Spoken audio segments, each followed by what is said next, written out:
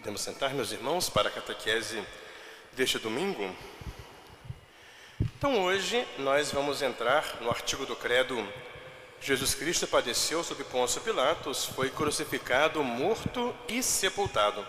Nós tínhamos falado, domingo retrasado, do mistério da encarnação, domingo passado da vida de Cristo, Jesus o Deus feito homem que viveu entre nós, e hoje entramos no mistério da salvação, chamado mistério pascal. E, começando a falar do tema do mistério da salvação, hoje nós entramos no assunto Jesus e Israel. Qual a relação de Cristo com o povo de Israel, que era o povo de Deus do Antigo Testamento, o povo que Deus tinha preparado para que desse povo viesse ao mundo o Salvador. E Jesus, ele é um israelita, ele é um judeu, nasceu deste povo. O mistério pascal de Jesus, que compreende a sua paixão, morte, ressurreição e glorificação, está no centro da fé cristã. Então, qual que é o centro da nossa fé? É o mistério da redenção, ou mistério pascal. Paixão, morte, ressurreição e glorificação de Jesus. A glorificação é a ascensão aos céus. Jesus que ofereceu sua vida, morrendo na cruz por nós, e o Pai aceitou a sua oferta, e assim ele ressuscitou dos mortos e foi glorificado à direita do Pai. Então esse mistério está no centro porque o desígnio, o plano de salvação de Deus, se realizou uma vez por todas com a morte redentora do seu Filho Jesus Cristo.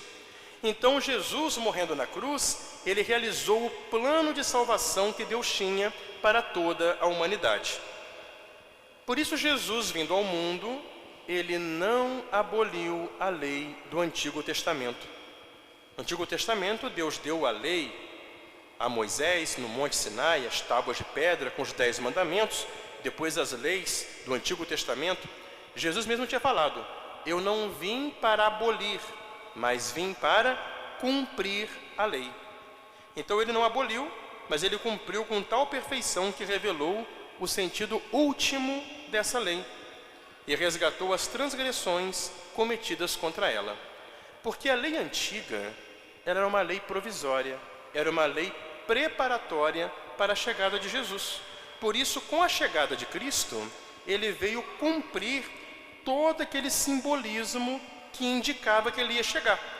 Por isso, então, que a chegada de Jesus tinha que colocar cumprimento na lei, levá-la à perfeição, inaugurando o que nós chamamos de a nova lei, a nova aliança ou o Novo Testamento. Jesus, por isso, para poder cumprir a lei, ele procurou viver primeiro sob a lei. Ele venerou o templo de Deus, que era o edifício religioso que o próprio Deus tinha mandado o rei Salomão construir, onde Deus era cultuado. Jesus ia ao templo para celebrar as festas judaicas, peregrinava lá para a festa da Páscoa, para a festa dos tabernáculos, a festa da expiação. E Jesus amou com um zeloso amor essa morada de Deus entre os homens. Vocês sabem que depois, quando Jesus fosse condenado à morte, eles vão dizer que Jesus tinha profanado o templo de Deus. Vão acusar Jesus disso. Mas não, Jesus sempre respeitou o templo. Agora, é bom entender que o templo, ele também era uma figura do mistério de Jesus. Quando Jesus anuncia a destruição do templo, ele o faz como revelação da sua própria morte e da entrada em uma nova idade, em uma nova época da história da salvação, no qual o seu corpo será o templo primitivo. Então, aquele templo que era construído por Salomão, o lugar da presença de Deus no meio do povo, ele era símbolo de Cristo. Jesus é o templo definitivo de Deus, porque Jesus é o Deus feito homem. Por exemplo, qual que é o templo do Novo Testamento? Nós estamos aqui dentro de um templo construído, né? De alvenaria, tudo mais. Mas para o católico, a igreja é o lugar que nós nos encontramos, porque nós somos, como diz São Pedro, o templo vivo de Deus. Porque, pelo batismo, somos unidos a Cristo e formamos com Cristo um só corpo místico que é a Igreja Católica. Por isso Jesus tinha falado, né? Destruí este templo e eu o reconstruirei em 3 dias. Jesus não falava daquele templo enorme de Salomão, falava dele. O seu corpo seria destruído pelas chicotadas, pela coroação de espinhos. Ele seria morto na cruz, mas no terceiro dia ele iria ressuscitar. Então era um símbolo dele. Jesus, ele, enquanto estava no meio do povo, praticou atos que o manifestaram como sendo o próprio Deus Salvador. Então toda a realidade do povo do Antigo Testamento era preparar a chegada de Jesus. Ele seria o Salvador enviado por Deus. E Jesus então provou isso. Como? Fazendo coisas que só Deus pode fazer. Lembra aquele fato do Evangelho que levaram um paralítico numa maca na frente de Jesus? Quando Jesus viu o paralítico, ele disse: tem confiança, filho, teus pecados são perdoados. Na mesma hora, os fariseus começaram a criticar. Que absurdo, esse homem está blasfemando. Só Deus pode perdoar os pecados. De fato é verdade, porque se Deus é o ofendido pelo pecado, cabe a ele perdoar a ofensa que ele recebeu. Então Jesus falou: o que é mais fácil? Perdoar pecados ou mandar esse homem levantar e sair andando, paralítico? Pois bem, para que vocês saibam que eu tenho o poder de perdoar os pecados, ele virou para o homem e falou: levanta, pega a tua maca e vai para casa andando. E ele foi. O homem levantou e saiu andando. Então Jesus, ele mostrou que ele pode fazer coisas que só Deus faz, ou seja, ele é Deus. Como também, por exemplo, as ressurreições. Jesus ressuscitou aquela menina, Talita, filha de Jairo, era uma menina.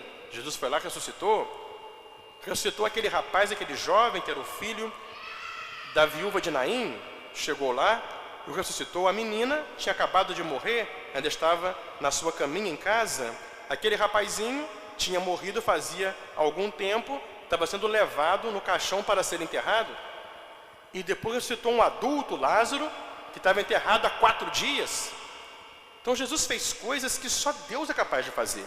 Portanto, assim, ele mostrou que ele é o próprio Deus e Salvador, esperado por Israel, que veio realizar, portanto, o porquê da existência do povo de Israel, que na realidade era preparação para esse povo de Deus do Novo Testamento, que somos nós, a igreja fundada por Jesus Cristo.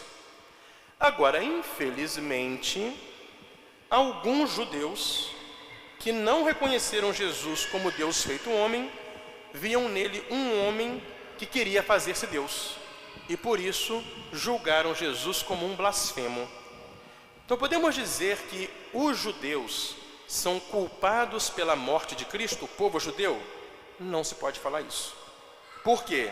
Houve muitos judeus que acreditaram em Cristo, se fizeram cristãos, os próprios apóstolos, por exemplo, mas infelizmente sim, entre o povo judeu, houve aqueles judeus que não aceitaram Cristo, aqueles fariseus lá, por exemplo, e portanto o condenaram à morte, porque achavam que ele era um homem que tentava se fazer Deus, mas não. Jesus tinha provado de várias maneiras o contrário, que ele era o Deus feito homem. Pelas obras que ele fez, ele mostrou, e assim, portanto, ele veio trazer o pleno cumprimento das profecias de Israel, inaugurar o Novo Testamento, o novo povo de Deus, que é a Igreja Católica, por ele fundada. Meus amados irmãos, fiquemos todos de pé, cantemos o hino de entrada da Santa Missa.